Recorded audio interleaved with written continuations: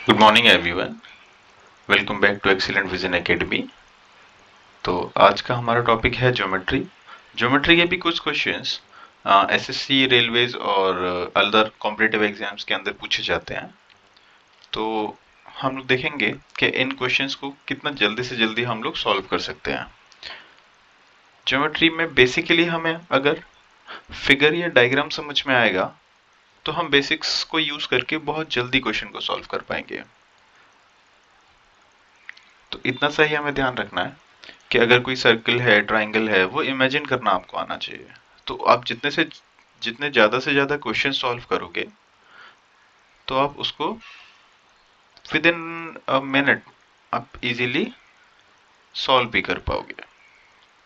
ठीक है, देखते हैं किस टाइप से आपको विजन आपका थोड़ा सा बढ़ाना पड़ेगा।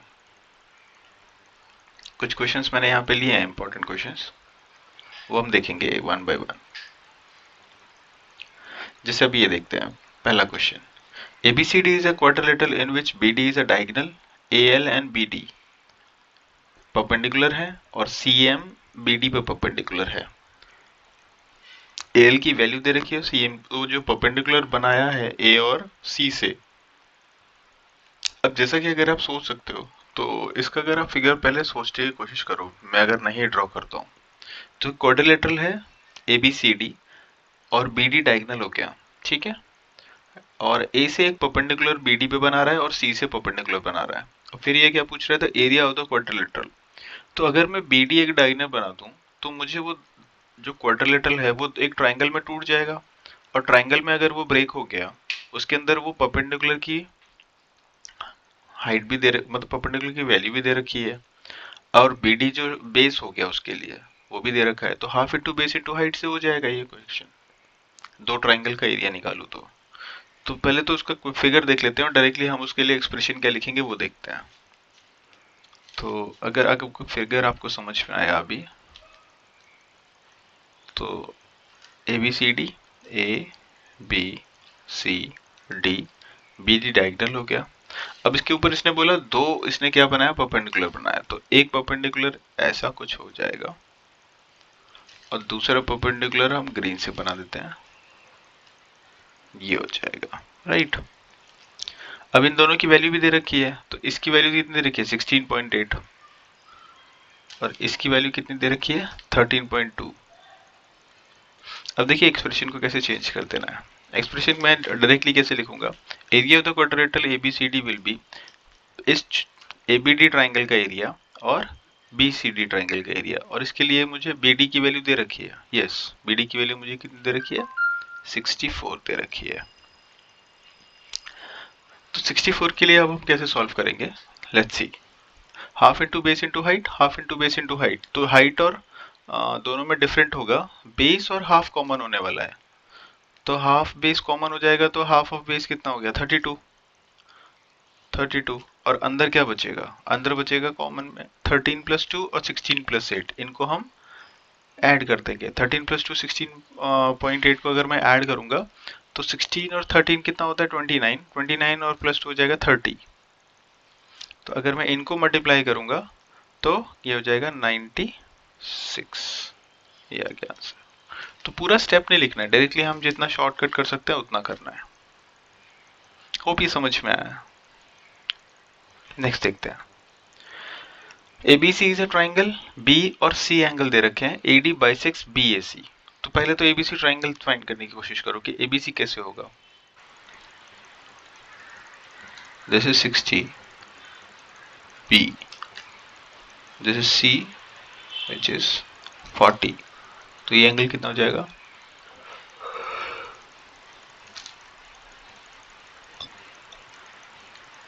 80। एंगल सम प्रॉपर्टी, फिर उसने क्या बोला, एक AD बनाते हैं, BAC को बाइसेक्ट करेगा। तो इसने एक बाइसेक्टर बनाया। अब हो जाएगा 40 और 40। अगर मैं स्मॉल एंगल की बात करूं तो ये हो जाएगा 40 और ये भी हो जाएगा 40। अब अगर मैं यहां से एक परपेंडिकुलर ड्रॉ करता हूं,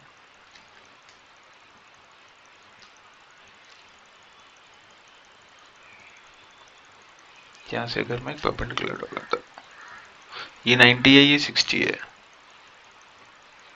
90 और 60, तो ये वाला एंगल कितना हो जाएगा?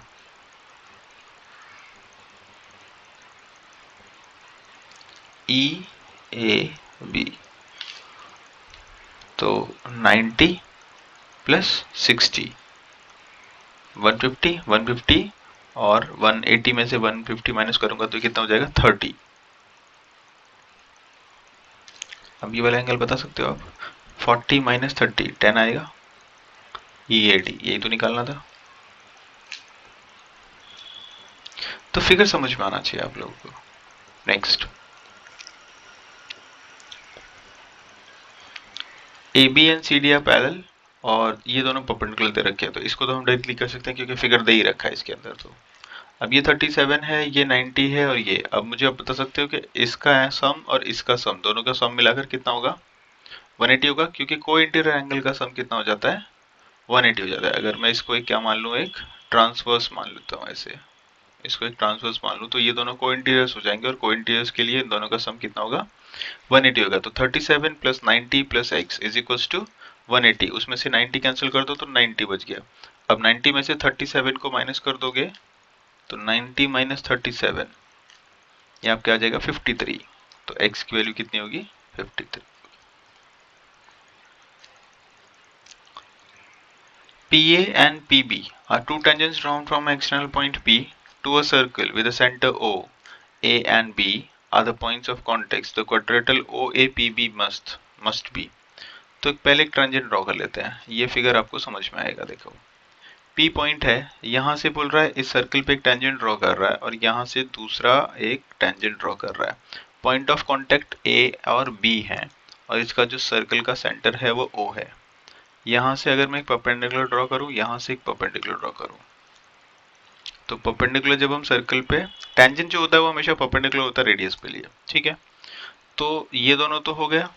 अब ये और ये इक्वल है और 90 डिग्री है। अब देखो, ये अगर 90 डिग्री है तो रोम्बस तो नहीं हो सकता, क्योंकि रोम्बस में क्या होगा, एक एंगल 90 से छोटा होता है और एक एंगल 90 से बड़ा होता है, और दोनों का ऑपोजिट एंगल अगर देखोगे, ऑपोजिट एंगल भी देखोगे तो वैसा ही होगा। तो स्क्वायर हो सकता है। स्क्वायर के लिए क्या होना चाहिए था? चारों साइड इक्वल होने थे। चारों साइड इक्वल तो होंगे नहीं, ऐसा कुछ दे ही नहीं रखा है, तो ये भी कट गया। रेक्टेंगल, रेक्टेंगल होने के लिए सारे एंगल 90 होने चाहिए, ये भी कैंसिल आउट हो गया। रोम्बस होगा नहीं, तो सिर्फ और सिर्फ क्या बचा? कॉन्साइक्लिक, ये आंसर है।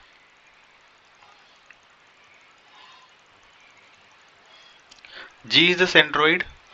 ठीक है, ये कुछ इंपॉर्टेंट क्वेश्चन है, सेंट्रोइड वाला क्वेश्चन इंपॉर्टेंट, मार्क कर लीजिए इसको। अब सेंट्रोइड के लिए क्या होता है पहले आपको बता देता हूँ। What is centroid? अगर कोई ट्रायंगल है जिसके अंदर एक सेंट्रोइड है, और अगर मैं ये जी इज सेंट्रोइड, तो अगर मैं इसको ऐसे ज्वाइन कर दूं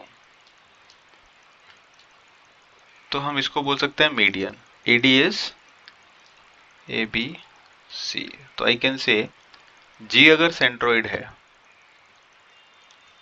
तो I can say AD is median, and if AD is median I can say BD equals to DC. तो बीडी इक्वल्स टू डीसी होता है। एक तो ये रूल। सेकेंड, जी अगर सेंट्रोइड है तो I can say A G is to G D. इन दोनों का जो रेशियो होता है, ये वाला रेशियो और ये रेशियो कैसे होता है? ये 2:1 में होता है, कि ए जी जो होगा वो ट्वाइस होगा किसके? जी डी के। ठीक है, ये दो कुछ सेंट्रोइड के लिए वो है इंपॉर्टेंट चीज, ये आप नोट कर लें। तो देखिए इसको कैसे सॉल्व करेंगे। A G equals to B C, A G ये is equals to B C. तो अगर ये 2 है तो ये टोटल कितना होगा? 2 होगा। इसको अगर मैं x मान लेता हूँ ए जी को, तो ये बी सी भी क्या होगा? इसको 2x मान लेते हैं, सॉरी, इसको क्या मान लेते हैं? 2x मान लेते हैं। तो AG अगर 2x है, AG अगर 2x है तो BC भी क्या हो गया, 2x हो जाएगा। और BC अगर 2x है तो आप मुझे BD की वैल्यू बता सकते हो, तो BD हो जाएगा x, ये हो जाएगा x x, और ये भी क्या हो जाएगा, ये भी हो जाएगा x, इसीलिए मैंने इसको 2x माना था। अब देखिए इसको ज्वाइन कर देते हैं, ठीक है, ये और ये x हो गया, ये और ये। अब हमें ये BGC एंगल निकालना है, ठीक है। तो अगर ये दोनों इक्वल हैं तो आई कैन से दिस एंगल को और दिस एंगल, ये दोनों एंगल सेम होंगे क्योंकि आइसोसेलेस ट्रायंगल बन गया। सिमिलरली अगर ये दोनों सेम साइड है तो ये भी सेम होगा। अब वैसे तो मुझे पता है कि चारों एंगल सेम ही होने वाले हैं, लेकिन फिर भी अगर आपको नहीं लगता है कि चारों एंगल इक्वल होंगे तो इन एंगल को कुछ मान लेते हैं, इसको P मान लेते हैं, इसको Q मान लेते हैं, इसको P मान लेते हैं, इसको Q मान लेते हैं, ठीक है। और ये भी फिर क्या होगा, सॉरी ये दोनों P और P होंगे और इसको हम Q मान लेते हैं, इसको हम Q मान लेते हैं, ये दोनों Q और Q हो गए। तो एंगल सम प्रॉपर्टी क्या कहता है, एंगल सम प्रॉपर्टी कहता है इसके लिए, इस ट्रायंगल के लिए, बड़े वाले ट्रायंगल के लिए, बड़े वाले के लिए क्या बोलेगा, P plus Q will be 180 होगा। तो ये क्या हो जाएगा, 2P plus 2Q equals to 180, तो 2 से कैंसिल करेंगे तो P प्लस Q क्या हो जाएगा, 90। तो P प्लस Q कितना हो जाएगा, 90 हो जाएगा। और P प्लस Q क्या है, एंगल BGC तो है, angle BGC is P plus Q which is 90 degree. Next, if OA equals to 10 centimetre, AC is 16, तो OA की वैल्यू दे रखी है 10 और AC की वैल्यू दे रखी है 16, तो इसको हम, अगर ये परपेंडिकुलर है तो इसको परपेंडिकुलर बाइसेक्ट भी करता है हमेशा। तो ये क्या हो गया, ये तो ट्रिपलेट हो गया, पाइथागोरस थ्योरम का ट्रिपलेट हो गया। तो ये तो सिमिलरली आप बता सकते हो 64 100 कितना हो जाए 36, 36 का स्क्वायर रूट कितना होता है 6। तो जैसे 3 4 5 एक ट्रिपलेट होता है, उसी के बाद हमारे पास 6 8 और 10 भी ट्रिपलेट ही होता है, ठीक है। नेक्स्ट, ए एंड 90 डिग्री है, BC इक्वल्स टू A है, AC इक्वल्स टू, ठीक है चलो ये देख लेते हैं। ट्रायंगल A 90 है, इसके अंदर ये वाला एंगल 90 हो गया, इसको A नाम दे देते हैं, इसको B दे देते हैं, इसको C दे देते हैं। अब इनकी साइड्स की वैल्यू दे रखी है, तो BC कितना दे रखा है, साइड ऑपोजिट टू, ये A है, ये B है और ये C है, AB की वैल्यू C है, ठीक है। अब हमें दिखाना है 10A plus 10C, sorry 10B plus 10C। तो 10B की वैल्यू बताया, 10B की वैल्यू क्या होगी, 10B की वैल्यू होगी 10B, ये वाला। तो 10 क्या होता है, opposite upon adjacent, B upon C होगा, प्लस 10C की वैल्यू क्या होने वाली है, 10C, 10C की वैल्यू क्या होगी, opposite upon adjacent, opposite upon adjacent जब करोगे तो इसमें हाइपोटेनस कभी नहीं लेना है, तो क्या हो जाएगा, ये C अपॉन B हो जाएगा। इन दोनों को ऐड करते हैं, चलो इन दोनों को ऐड करेंगे तो क्या होगा, ये क्रॉस मल्टीप्लाई हो जाएगा, तो हो जाएगा B square plus C square upon BC। अब देखो डिनोमिनेटर में कहीं ना कहीं BC तो आ रहा है, ये आ रहा है, लेकिन ऊपर क्या आ रहा है, न्यूमरेटर में A स्क्वायर आ रहा है, तो A स्क्वायर कैसे चेंज कर सकते हो, तो B square plus C square को अगर आप यूज करोगे पाइथागोरस थ्योरम में, तो you can see B square plus C square can be written as A square using Pythagoras theorem. तो ये हो जाएगा A square upon BC, B is the answer. Next, ABC is a right angled at C. P is the length of the perpendicular from C on AB। ठीक है, चलो इसको देख लेते हैं एक बार। एक राइट एंगल ट्राइंगल है, राइट एंगल एट C, तो इसको AB नाम दे देते हैं, ठीक है। और C से क्या किया इसने, C से एक परपेंडिकुलर बनाया, कहां से, from C on A B, यहां पर। तो इस परपेंडिकुलर की वैल्यू सी से जो परपेंडिकुलर बना रहे हैं इसको हम सी एम मान लेते हैं, और इसकी जो परपेंडिकुलर की वैल्यू आ रही है उसकी वैल्यू दे रखी है इसने पी, और लेंथ क्या दे रखे हैं, ए बी की वैल्यू दे रखी है। ठीक है, A B and C are the value of B C, B C की वैल्यू ए है, सी ए की वैल्यू बी है, और इस टोटल की वैल्यू, इसको हम ग्रीन में लिख देते हैं तो आपको ऐसे कंफ्यूजन नहीं होगा। ये इसकी लेंथ है, ये P है और ये C है, ये पॉइंट M है वो। ठीक है, तो मुझे ये फाइंड करना है कि इसमें कैसे फाइंड करेंगे। चलो अब देखो, इसमें क्या कर सकते हो आप, इसमें भी आप पाइथागोरस थ्योरम से कर सकते हो, लेकिन मैं उसको बोलूंगा आप इसको ऐसे करें, half into base into height. अगर पूरे एरिया का ट्राइंगल का है वो निकालोगे आप, क्या निकालोगे, एरिया निकालोगे, तो half into base into height. ठीक है, हाफ इंटू बेस, अब पूरे वाले के लिए क्या हो जाएगा, B square upon A square,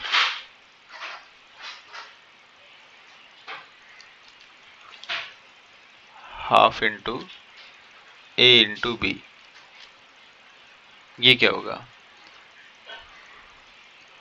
अब इसके लिए क्या होगा, half into P into perpendicular upon base. अब बेस की वैल्यू तो आपको नहीं पता, बेस की वैल्यू नहीं पता ना, तो इसको हम बेस मान लेते हैं A M, plus half into, इसमें भी क्या होगा, पी इंटू बी एम, तो हाफ पी कॉमन आ गया दोनों में, तो half A B is equals to half P, A M plus B M बचा, A M plus B M क्या हो गया, सी हो गया ना, तो ये हाफ और ये हाफ कैंसिल आउट हो गया, तो I can say A B equals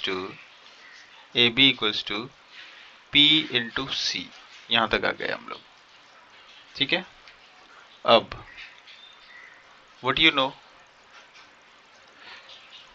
a B ऐसा कुछ दे ही नहीं रखा है इसके अंदर, तो इसके अंदर ऐसा कुछ तो है ही नहीं। अब हम क्या कर सकते हैं, मुझे स्क्वायर में चाहिए, तो स्क्वायर में कैसे आएगा, स्क्वायर में आने के लिए आपको क्या चाहिए, यूजिंग पाइथागोरस थ्योरम आपको कुछ ना कुछ तो यूज करना पड़ेगा। तो आपको एक चीज पता है क्या, A square plus B square is equals to C square होता है।